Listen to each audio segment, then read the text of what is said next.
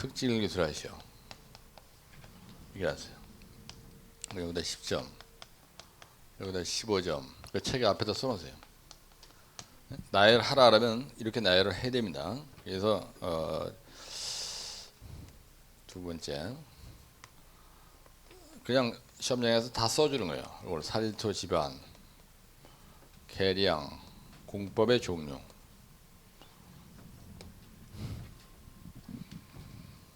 여러분들 머릿속에 있잖아요. 하여튼 저지가 내년까지 최하 아무리 안 뽑아도 1000명 이상 뽑는다 이렇게 생각하고 희망과 용기를 가지고 열심히 하세요. 여기다 몇 점 준다 그랬어요? 15점. 근데 여러분들 머릿속에 종류 나열을 하는데 이 종류를 빡세게 나열 안 하잖아요. 이제? 3-4개만 나열하면 안 되는 거야. 그러면 이 여기에서요. 여기 뭐라 하냐면 진다, 폭전, 약동이라는 거예요. 이렇게 돼 있다고. 그러면 진이 뭐냐면요. 거기 보면 진동 다진공법이라고 되어 있어요. 진동 다진공법. 이걸 갖다 뭐라 하냐? 바이브로 프로테이션 공법. 이렇게 얘기해요. 프로트라는 건 흔든다는 얘기입니다. 우리가 수평으로 흔드는 거 이거네요. 그래서 이거는요. 원리가 수평 진동입니다. 그 다음에 여기서 얘기하는 다라는 건 뭐냐면 다진 모래 말뚝 공법이에요.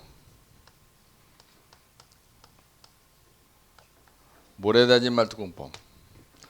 이게 사실 이게 모래 다진 말뚝 공법이거든요. 그래서 이걸 갖다가 영어로 쓰면요. 샌드, 모래, 다짐 요거야. 컴팩션 이렇게 모래 다짐 말뚝 공법. 파일. 땅 속에다가 말뚝 박은 것처럼 했다라서 이걸 파일이라고 하는 거거든요. 그 다음에 폭파 다진 공법이 있어요. 그죠? 거기 보면 뭐라고 되어 있어요? 폭파 다진 공법이라고 되어 있죠.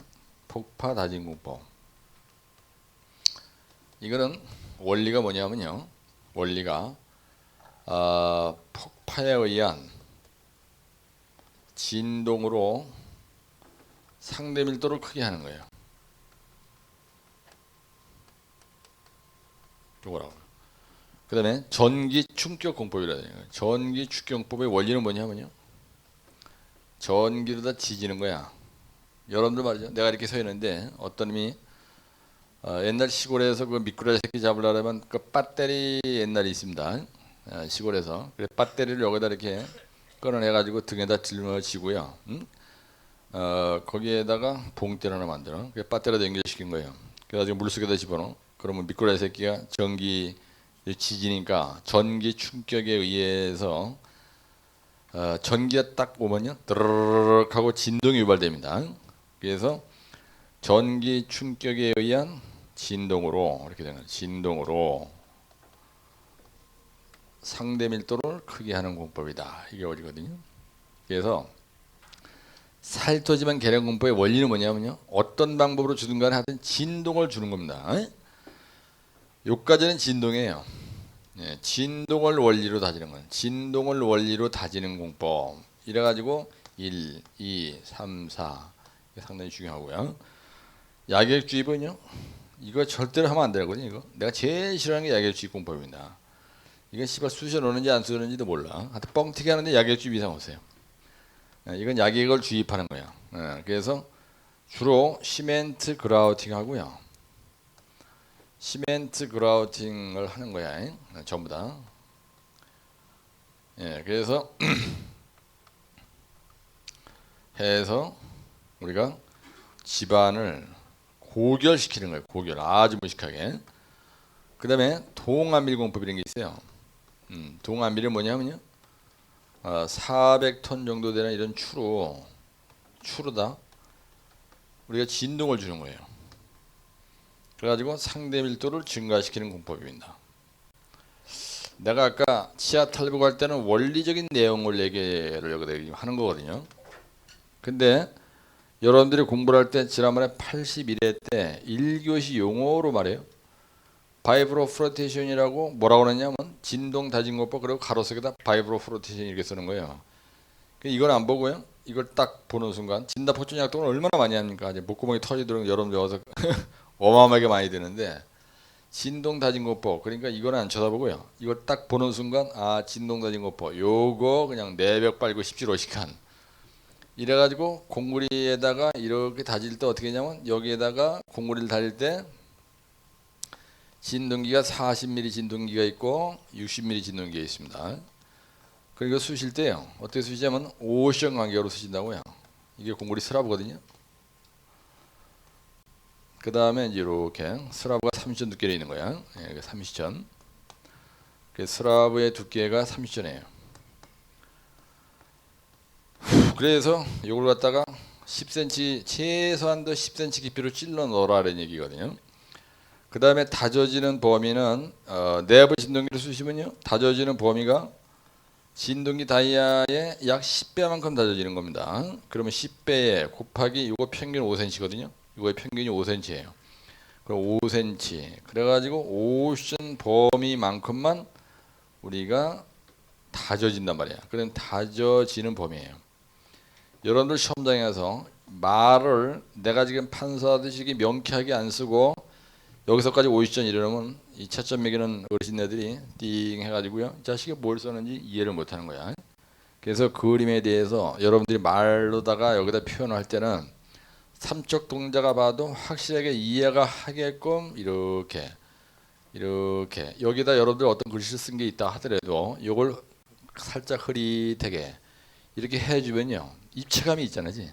전혀 문제가 없습니다. 자, 점수 따는 데는. 그래서 명쾌하게 써라는 얘기예요. 아까 여기다가 이렇게 일 때 이거하고 좀 연관이 있죠.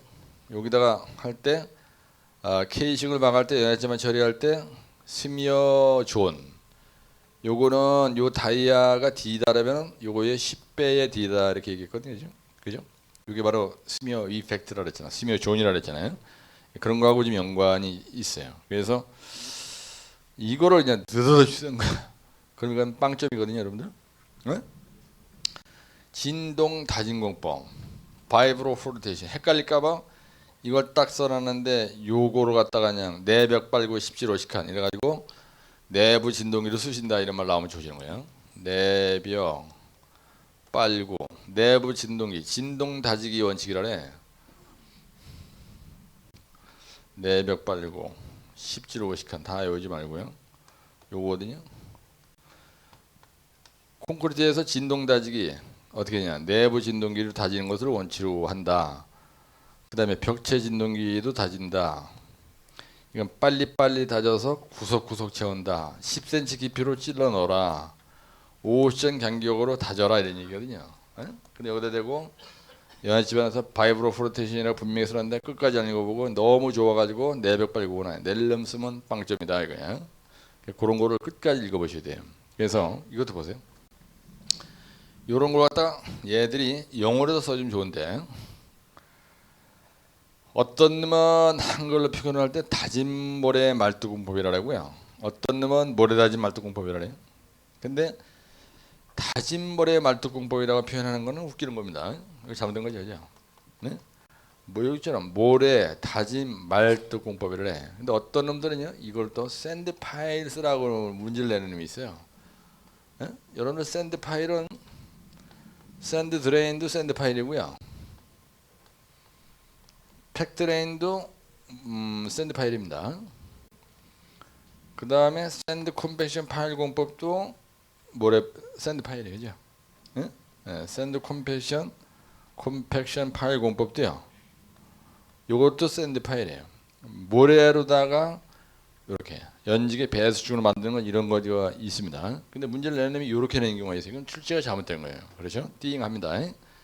근데 요런들 때문에 나라가 망조가 들리는 거거든요. 띵한 새끼들이 연병 떠니까. 근데 패 죽일 수도 없고. 예? 사실은 그 참 문제가 있어요. 그래서 요걸 갖다가 어떤 놈은 요걸 샌드 파일이라고 얘기하는 놈이 있어요. 내가 물어봤어요. 샌드 파일을 뭘 의미로 내냐? 그때 이거를 한 거예요. 무슨 소리 하고 있어? 알려면 똑바로 알고 씨파 원서에도 샌드 파일이라고 써있는 얘가 없다. 그거는. 그러니까 앞으로 정신 똑바로 차리고 할 때 샌드 드레인, 팩 드레인, 샌드 컨벤션 파일 공법, 팩 트위스트 체크 그러면 확실하게 좀 하지. 용어를 그렇게 몰라가지고 씨발 강의한다고 연병 하면 되냐? 어? 사실은 샌드 드레인 어떤 놈은 또 이걸 갖다가 샌드 드레인 8 이런 놈이 또 있어요. 어? 여기서 샌드 컴패션 8 공법은요, 이게 원어예요. 미국 놈들이 공법을 개발해서 지 고유의 명사를 만드는 거를 한국 놈이 교수 새끼가 지가 알아서 마음대로 고치면 안 되는 겁니다. 그렇죠? 의사소통이 안 된다니까. 그러니까 이게 웃기는 거예요, 한마디로. 그래서 이렇게 딱 써주면은 여기다가 공법의 종류와 여기다가 원리라고 써주는 거예요. 그러니까 도표화 딱 시키든지 해서 15점 딱 맞고, 그럼 이제 이걸 쳐다보고 하는 겁니다. 예, 그럼 첫째, 사질토 집안 이렇게 쓰는 거예요. 사질토 집안 문제를 낸 놈이 물은 대로 계량 공법에 대해서 종류와 특징이라고 쓰는 거예요. 종류별 특징이라고 딱 써줘. 그럼 저거 쳐다보고 뺏기는 거야 이제. 진동 다진 공법이라 써. 여기다 딱 써주고, 여기다 또 바이브로 프로테이션이라고 써주고, 두 번째는요 샌드 컴패션 파일이라고 쓰고, 여기다가 훌르다 또 이 말 또 써줘. 알고 있는 거지만, 예, 답안지를 폼나게 작성하는 방법입니다 이거는. 그다음 이것도 잘 모르니까 여기다가 모래 다진 말투 공법이라고 또 써주고, 그 다음에 세 번째는요 폭파 다진 공법이라고 쓰는 거예요. 네 번째는요 전기 충격 공법이라고 쓰는 거예요. 저거 쳐다보고. 다섯 번째는 약의 주입이라고 쓰고요. 여섯 번째는 동화밀공법이라고 써주는 거예요. 그게 끝난 거예요 여러분. 예. 그 다음에 마지막에 가서 대제목 3번이야 결론. 이러고 집에 가면 되는 거거든요. 근데 여러분들 착각을 할 수 있는 게 뭐냐면요, 문제를 낸 님이 분명히 종류를 나열하고 특징을 써라 그러는데 느닷없이 종류 나열을 올려가고요, 여기다가 연약지방 계량공법 선정시 고려할 사항 이런 말이 막 나와. 그 다음에 연약지방 계측의 종류와 어쩌고 이래가지고 이거 쓰라는 거는 안 하고요, 쓸데없는 거 여기서 쓰라고 하지 않은 거를 그냥 한 페이지 막 채우고 나가는 거야. 왜 그러냐면 고도 좀 한다는 거야, 고도 좀. 남이 안 쓰는 걸 써가지고. 근데 문제는 뭐냐면요, 정해진 시간에 이 자식이 물은 거 쓰는 것도 정신이 없는 거야. 똥꼬에서 빠져 죽겠는데 엉뚱한 지랄하면은 채점자 뭐라 그러겠어요? 이 사람은 쓰라는 거 안 쓰고 딴 지랄했다. 그죠? 그러니까 출제자가 쓰라는 걸 집중적으로 쓰고, 시간이 남아서 잘난 척하고 싶으면 전부 다 결론으로 갖다 쳐박으면 돼요. 여기다 계획치고 써주고. 치마량 예측 방법. 연합집안 문제가 나오면 결론은요, 점성토 집안이 났건 하여튼 자지간 연합집안에 대한 문제야. 근데 이게 공법에 대한 문제야. 그러면요 계측을 여기다가 그림 하나 넣어주고, 치마량 예측 방법 그림 3가지 정도, 요거를 가지고 계속 읽어보는다. 이게 딱 정해놓으시라고 여러분들 머릿속에. 네? 물론 계측도 써라 그러면 대제목 3번이 반드시 계측이 나와야 돼. 근데 계측을 쓰라고 하지 않은 경우에 서론 결론이 아닌 이 중간에다가 늘어놓으면은 그건 채점하고는 관계가 없다 이런 겁니다. 그렇죠? 예? 근데 여러분들 그렇게 생각 안 하잖아지. 나열해놓고 그럼 진동다진공법이다라는 얘기야. 예. 그럼 진동다진공법은요 그림이 항상 먼저 나와야 되겠죠. 예. 그래서 거기에 보면 그림이 있는데, 이게 81회 때 1교시 용어였거든요.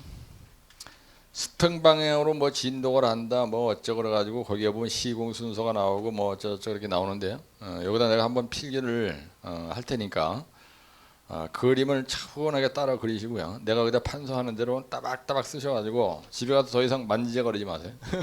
더 이상 만지작거리다가 진도가 안 나가. 그러니까 더 잘 쓰라 그러지도 말고 내가 판서해준 대로만 내가 시험장에서 쓰면 된다. 이렇게 생각하시면 되는 거예요. 근데 어떤 분은 또 이렇게 얘기하거든요. 이 교수님이 한 인간이 강의를 하고 판서들 다 똑같이 따라하면 내가 자살할 거라는 거 아니냐. 바빠 죽겠는데. 그래가지고 요거 하나 가지고 일주일 내내 고도점 맞는다고 꽃이랑 대다가 일주일 내내 한 문제밖에 못하는 거예요. 근데 문제는 뭐냐면 여기 오신 순서가 틀려. 예? 예, 순서가 틀리고요. 공부를 다 그렇게 할 것 같은데 그렇게 안 하거든요.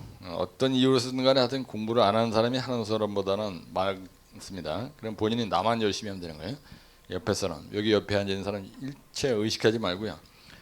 본인만 열심히 하면 되는 거니까 답이 같기 때문에 내가 잘못되는 거 아니냐 이런 생각하시지 말고요. 다부지게 내가 판사해 주는 데만 내가 설명했으면 된다. 쉽게 가시면 된다고요.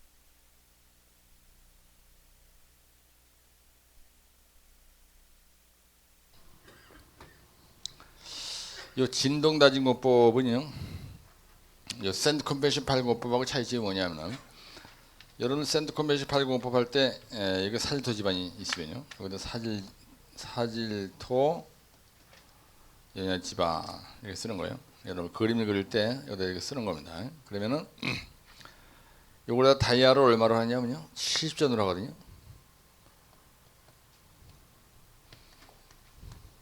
그죠? 그러면은 여기다 계량을 하면은 처음에 K식을 봤거든요. 처음에 K식을 먼저 박아요. 모래를 투입하려니까.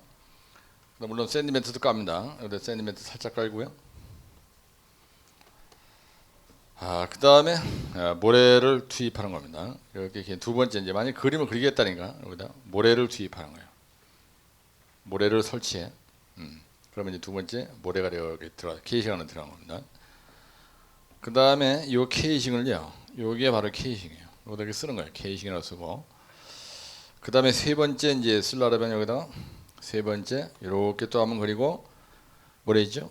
그러고 나서 모래 채워진 다음에 요 K식을 조금 인발하고요. 그 다음에 재진동을 반복해 주는 거예요. 네. 일반 샌드 드레인 공법은 그냥 여기다가 K식을 받고 요 다이아를 얼마로 한다 했어요? 70전. 샌드 드레인은 30전이거든요. 그럼 K식을 받고 그냥 모래 집어넣고 그 다음에 K식을 뺄 때 샌드 드레인은 확 잡아 빼요. 그냥 확 잡아 빼니까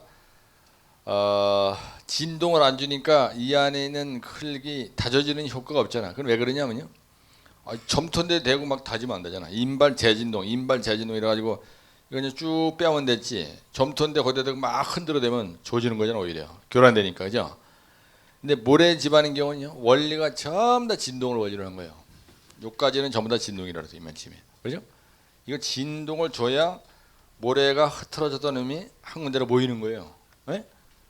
그래야 상대 밀도가 커져야 이렇게 되면 안 되잖아. 이게 진동을 주면 따다다다다 붙어야 되는 거야 이게. 그래야 여기 하중이 와도 문제가 안 되니까. 그게 머리에 염대 없으면 이제 이게 띵한 겁니다.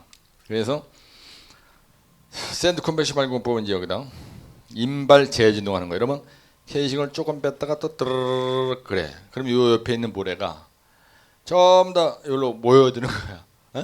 예. 여기 있는 모래도 마찬가지고 여기 있는 모래도 마찬가지고 전부 다 오로로 모여. 그래가지고 다져지는 거예요. 그래서 상대 밀도가 크게 하는 공법입니다. 그러면 처음에 K식 설치하고 모래 투입하고 그 다음에 요 그림 하나 그려놓고 또 인발 K식을 인발 재진동해서 상대 밀도를 크게 한다. 이 그림 옆에다 이 말을 쓰라 이런 얘기야. 특징은 살토 계량에 유효하죠. 당연한 얘기지. K승을 설치하고 모래를 투입하고 인발 재진동으로 하니까 전당 강도가 세지는 거예요. 샌드 드레인은 전당 강도 확보 목적이 아니고 점토 집안과 점토 알갱이와 알갱이 사이에 있는 물을 빼주는 드레인 역할을 하는 겁니다. 그래서 샌드 드레인 이랬는데 이거는 말 자체가요, 샌드 컴팩션이란 말이 이게 중요해요. 컴팩션이라는 말은 인발 드르륵 진동을 준다는 얘기야. 그러니까 진동을 이거 주니까, 그죠? 모래를 다져주니까 그 다져지잖아 이게. 그런 얘기. 모래 다지는 건 진동으로 해야 돼, 그죠? 그런 얘기입니다. 그래서 다이아를 70전으로 하니까 샌드 드레인보다 센 거 얘기예요. 근데 공사비가 이건 비싸죠. 모래가 많이 들어가잖아. 이게 다이아를 70전으로 하니까 이거를 공사비가 비싼 거예요. 샌드 드레인에 비해서 공사비가 비싸다. 그 다음에 인발 재진동, 이건 인발 쑥 빼면 되는데 이건 재진동까지 하니까 공기가 길어진다고요. 우선 이해하시죠? 이게 특징이야. 특징이라서 뭐 그냥 이게 뭐 엄청난 걸로. 근데 이거는 뭐냐면요, 바이브로 프로트란 말은, 바이브로란 말 뜻 자체가 진동을 준다는 얘기고요. 프로트란 말은 붕붕 뜨게 한다는 뜻이 있어요. 프로트란 말은 부유한다 이런 뜻이 있습니다. 그래서 처음에 뭐라고 되냐면요, 물을 분사하는 거예요. 요게 이게 바이브로 프로트야 이게. 바이브로 요걸 갖다 프로트 장비야. 그 요 안에 물이 이게 고와 워터제 물을 여기다 쏴주는 그 구멍이 있어요. 그래서 이게 물 분사하는 게 워터 제트 물을 분사 이게 이런 물을 분사하면서 바이브로 프로트를 여기다 쑤셔 놓는 거예요. 그 다음에 모래를 투입해. 예.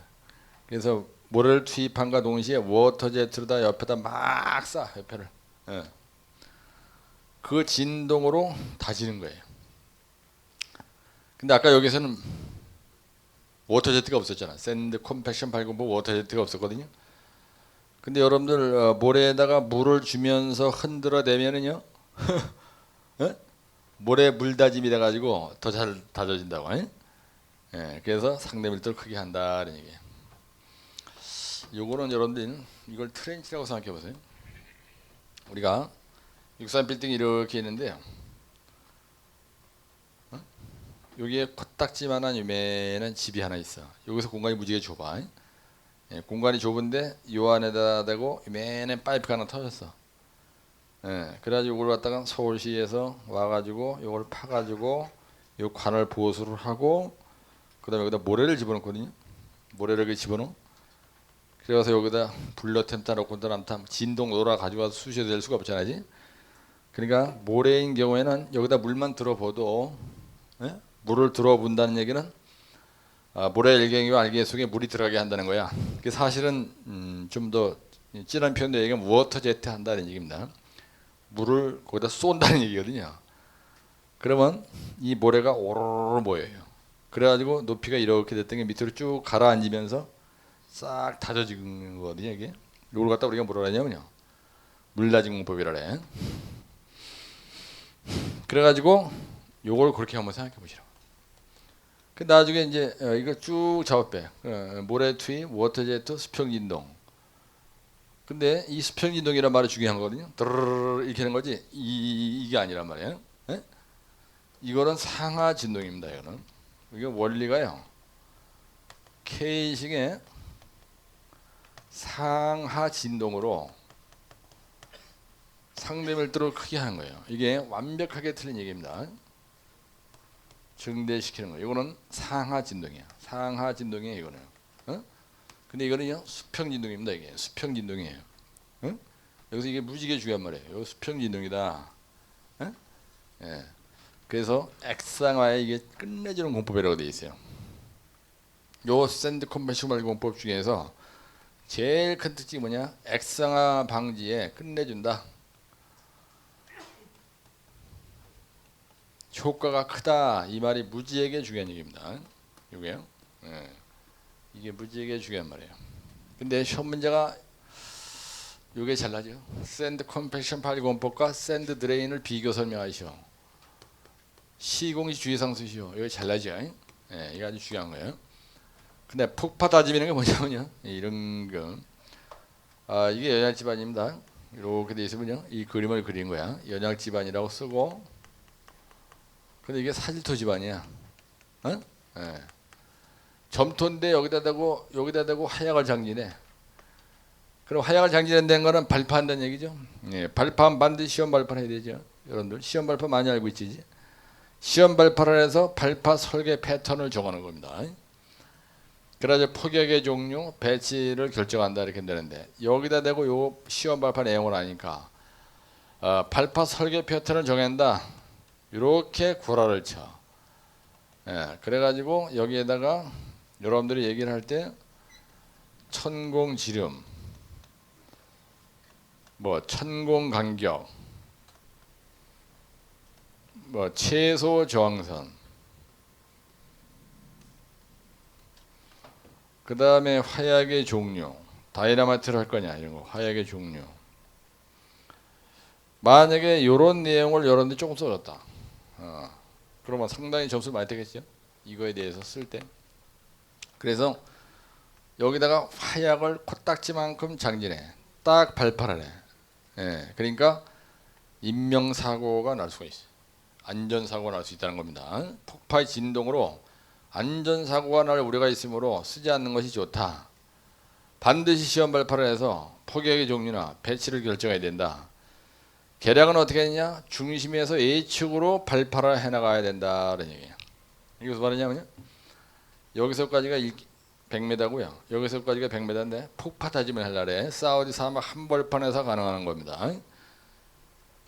그런데 여기서부터 바깥쪽으로 나간다는 얘기예요. 여기서부터 이쪽으로 나오는 게 아니고, 예. 여기서부터 발파를 이쪽으로 해나가야 된다 이거예요. 그래야 계량이 잘 된다 이런 얘기입니다. 중앙에서 A축으로 폭파 진동으로 사람이 뒤질 수가 있다.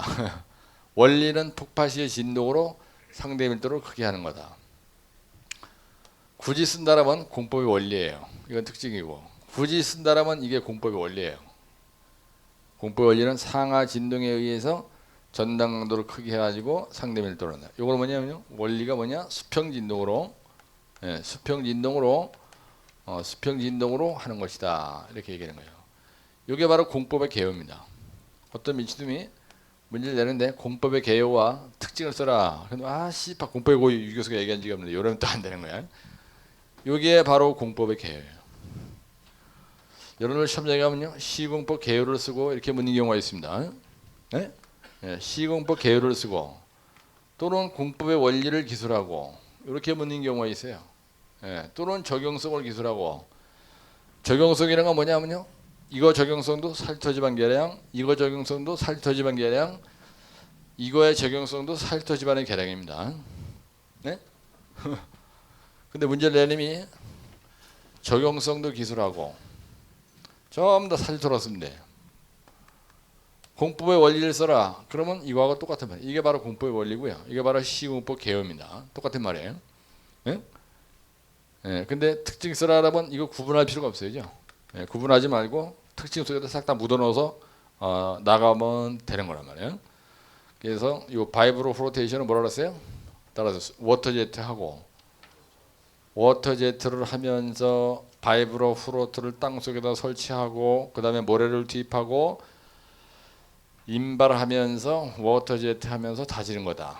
이거는 뭐냐면요, 케이싱을 받고 모래를 투입하고 케이싱을 인발 재진동에 의해서 상대 밀도를 크게 해서 계량하는 공법이다. 폭파 시의 진동으로 살토 지반을 계량하는 공법이다. 전기 충격에 의한 진동으로, 말 속에 답이 있잖아요. 예, 말 속에 답이 있습니다. 폭파의 진동으로, 따라서 폭파의 진동으로, 요거는 케이싱의 인발 재진동으로 계량, 요거는 워터제트 수평 진동에 의해서 약액주입은 무식한 거지죠. 네, 동암밀 공법이 뭐냐? 동암밀을 안 써내요, 그냥. 그러다 보니까 동암밀 하나 빠졌죠, 그죠? 쓸 공간이 없어가지고. 동암밀은 어떻게 한 거냐면요,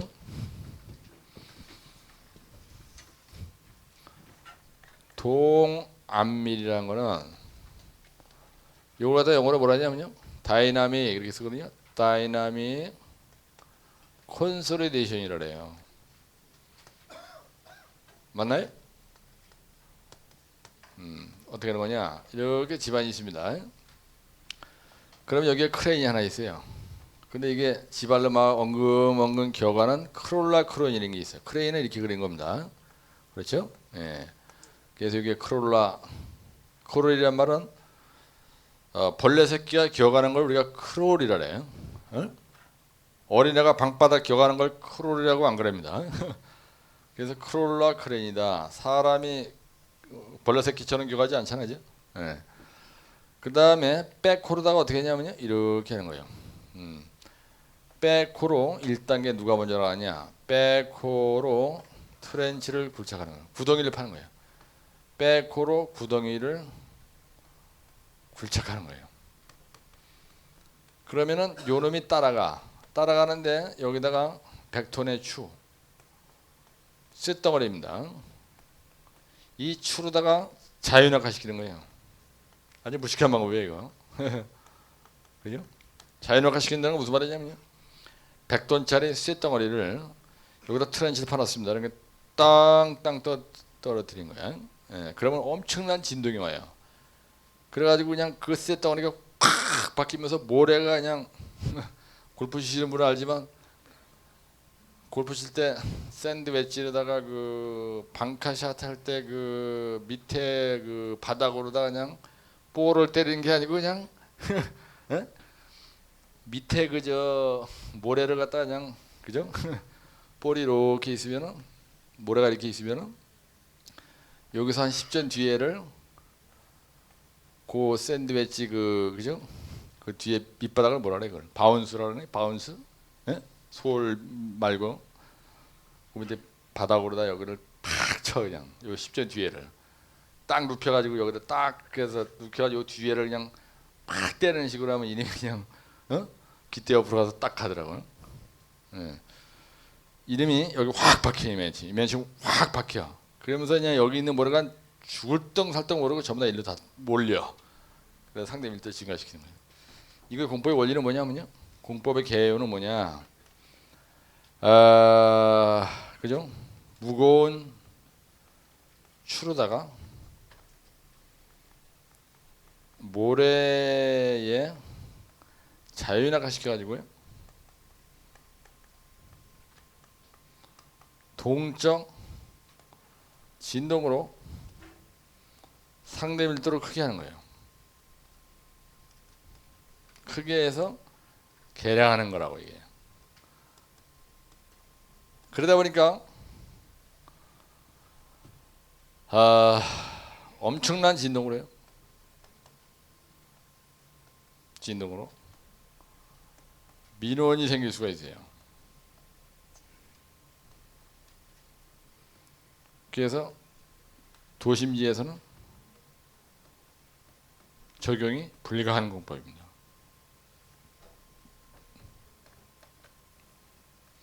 전기 충격보다는 무조건 좋은 거예요. 전기 충격, 뭐 약액지 뭐 이런 것보다 살토지방 계량은요. 근데 계량의 깊이가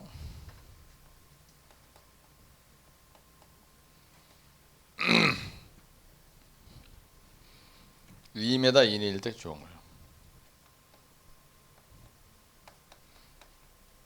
만약에 예를 들어서 이게 집안이 이렇게 있는데요.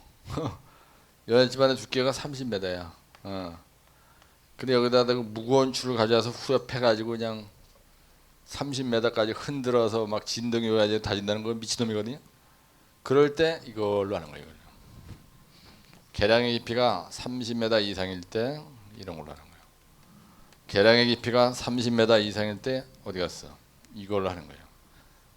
예, 계량의 깊이가 깊을 때. 계량의 깊이가 이것도 특징입니다. 8번 30m 이상일 때 하는 거예요. 점토 집안에서 어떻게 한다 그러냐면 점토 집안에서 치환 공법이 여기에서의 이거하고 상당히 연관성이 있어요, 여러분들. 예? 예, 점토 집안에서는요, 이 두께가 3m 정도밖에 안 돼. 그럼 백호로 파다 버리고요, 여기다 암바로 갖다 쑤셔놓고 불러져라 와서 몇 번만 찍어 누르면 되는 거야. 옹벽 딱 설치하면 되는데, 그죠? 요거 그 치환 재료가 들어간 건 아니지만 하여튼 저지가 동치환 공법 이런 게 있거든요. 동치환. 동치환은 어떻게 하는 거냐면요, 이렇게 집안이 있어. 이따 책 보고 설명할게. 동치환 공법은 점성토 집안 계량법을 쓰는 거거든요. 이거 점성토 집안이야 이게. 근데 두께가 별로 안 두꺼워. 여기 한 2, 3m밖에 안 돼. 그러면요, 여기다가 쇠석을 갖다 싹 싸놔. 그래야 이 추로 닿아서 쇠석을 후려 패. 쇠석이 땅속에 확 박히는 거야. 이걸 갖다 쇠석으로다가 쇠석을 점통도 집안에다가 박았다.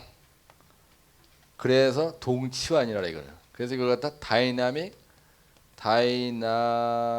리플레이스먼트라고 하거든요. 이걸 리플레이스먼트다 이렇게 써요. 예, 동적인 힘으로 점토를 점성토를 점토 안에다가 쇠석을 때려 박았다. 그래가지고 점토에 있는 물이 일로 들어와서 이렇게 배수되게 한다. 그래서 우리가 요 동치환 공법은 처음에 어떻게 한다고요? 쇠석을 갖다가 쌓고 그 위에를 무거운 추다 후에 패가지고 요 쇠석을 점성토 집안에다가 확 쑤셔 넣어가지고 안미를 촉진시키는 공법이다. 우리가 이걸 동치환이라고 그러거든요. 그래서 요거에 대해서 설명할 때 내가 지금 특징을 설명하면서 계속 원리를 얘기하고 있죠. 여러분들 시공법 개요를 모르면 특징이 연결이 되지가 않아요. 그죠? 네, 그래서 도심지에서는 안 쓰는 게 좋다고 했습니다. 그죠? 네, 이건 도심지에서 안 쓰는 게 좋고, 계량의 효과는 확실하고요. 안밀층의 두께가 얇을 때 다이나믹 콘솔리데이션을 쓰는 거예요. 이거는요. 그래서 처음에 백골 굴착하고 따라가면서 그렇죠? 네, 따라가면서 중추를 자연악화 시켜가지고 진동을 일으켜서 상대 밀도를 증가시켜가지고 계량하는 공법이다. 이렇게 얘기하는 거예요. 네? 네. 따라서 동화밀 중추에 의한 진동. 그렇죠? 요거는 뭐예요? 바이브로 플로테이션은 워터 제트 하면서 수평 진동으로 어떻게 해요? 상대 밀도를 증가시켜서 계량하는 공법이다. 요거는요. K식의 인발 재진동에 의해서 상대 밀도를 크게 해서 연합 지반을 계량하는 것이다. 폭발은 폭파 시의 진동으로, 전기는 전기 충격에 의한 진동으로. 그렇죠? 약의 주입은 땅수에다가 약액을 주입해서 하니까 집안오염, 토양오염, 수질오염에 문제가 있다. 공사비는 지랄나게 비싸다. 매립지에서 서해안 매립지에서요. 이렇게 있는데 여기다가 한 3, 4m 내지 5m를 파고요. 여기다 지하 매설관을 설치해야 되는 거야. 근데 매립지랑 아주 2m가 지랄나게 더러운 거야. 여기다 RJP를 많이 했거든요. 연해지방 계량을 RJP로다 처음 다 이렇게 이게 4km다. 4km 전 구간을 RJP로다 처음 다 그냥 계량을 한 거예요. 약액 주입을 해가지고. 그 다음에 여기다가 이렇게 다이아 1500mm 강관을 넣고 상하수도관을 설치를 한다는 거야. 그래서 지하 매설관의 기초에 약액 주입도 들어가거든요. 이게. 그럴 때지만 토리백 배면에 집안부가 있습니다. 토리백 배면 이렇게 집안이 있는데 여기에 육산 빌딩이 있습니다. 그래가지고 여기다 굴착을 이렇게 해야 돼. 근데 지하 수위가 무지개 높은 거예요. 그냥 팠다가는 여기 있는 물이 움직여가지고 육산 빌딩이 무너져. 그래서 요 뒤에다가 RJP, JSP, LW, SGR 약액 주입을 해서 이 집안이 절대로 움직이지 않게. 그 다음에 여기 있는 물이 여기로 못 들어오게 차수와 보강을 해서 그 다음에 이렇게 굴착을 해 나간다. 이것도 하나의 집안 계량이거든요, 여러분들. 응? 터널이 이렇게 있는데 여기를 굴착을 해야 돼. 근데 여기 물이 지랄나게 많어. 그 다음에 이후에 중요한 구조본이 있는 거야. 그러면 사전에 굴착하기 전에 JSP에다 보강을 하는 거예요, 이렇게. 이것도 연안 집안 계량입니다, 맞죠? 네? 그러니까 요거 있어요. 약액 주입 공법. 요거는요. 터널과 토리박과 상당히 관련이 있다. 여러분들 거기서 공부한 거거든요, 이거. 그렇더라도 하여튼 저가 이 특징을 여러분들이 연합지방 계량 공법의 종류를 나열하고 특징을 써라. 그럴 때 이런 식으로 이제 나가면 된다. 그런 얘기예요. 내가 볼 때는 이런 것들은요. 한 3패 정도 외워야 되는데 어느 정도 원리만 이해를 하면은 그렇죠? 이해되죠? 그래서 이거나 다 이렇게 집안이 있는데 그렇죠? 이 깊이가 30m 이상일 때 하는 거다. 요거의 특징을 얘기할 때는요 써야 되고요. 계량의 깊이가 30m 이상 할 때 쓰는 거예요. 네? 30m 정도 될 때. 계량의 깊이가 2m, 3m밖에 안 된다. 그럼 동화밀이 되는 거예요. 네? 이것도 마찬가지예요. 계량의 깊이가 이것도 마찬가지예요. 폭파 따지면 돼요. 연야집안 두께를 얘기하는 거죠. 연야집안 두께가 50m인데 이걸로 자르면 또 미치놈이야. 네? 연야집안 계량의 깊이가 안미층의 두께가 얕을 때 하는 거야. 2 내지 3m 때. 2 내지 3m일 때나 이 짓 하는 거야. 전기 충격도 마찬가지예요. 계량해야 될 깊이가 30m인데 그 안에다가 전기를 집어넣고 막 흔들어가지고 그냥 대단한 소리거나. 이것도 마찬가지예요. 약의 주입을 지하 30m까지 한다. 그거 또라이. 약의 주입이 돼요. 6m 이내입니다. 약의 주입은요 6m 이내라도 하는 거지. 10m 이상 되는데 이걸로 하겠다. 그거 또라이야 그것도요. 이것도 그냥 동화밀도. 쉽게 얘기해서 여기서부터 이만치만. 계량 깊이가 3m 1대예요. 아주 그게 투명하게 보이거든요.